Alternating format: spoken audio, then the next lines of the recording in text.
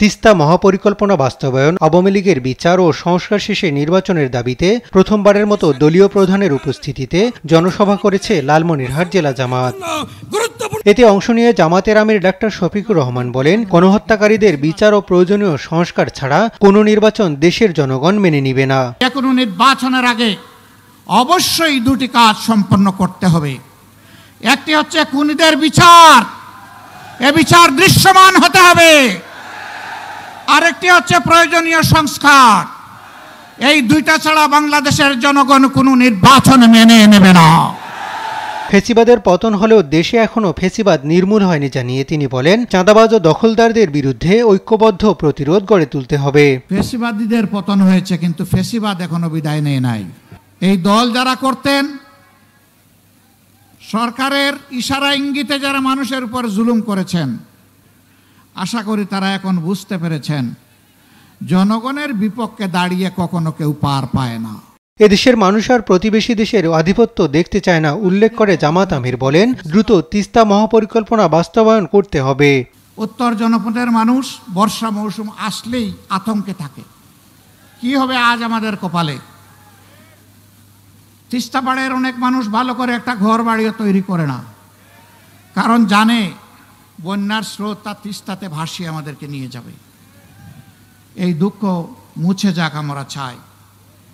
এই জন্যে তিস্তা মহাপরিকল্পনা কোনো ধরনের চক্রাঙ্গানোর তোয়াক্কা না করে, গড়িমাসি না করে অবিলম্বে তা বাস্তবায়ন করতে হবে। কোনো ধরনের গড়িমসি ছাড়া জামাত নেতা এটিএম আজহারের মুক্তি দাবি করেন ডাক্তার শফিকুর রহমান।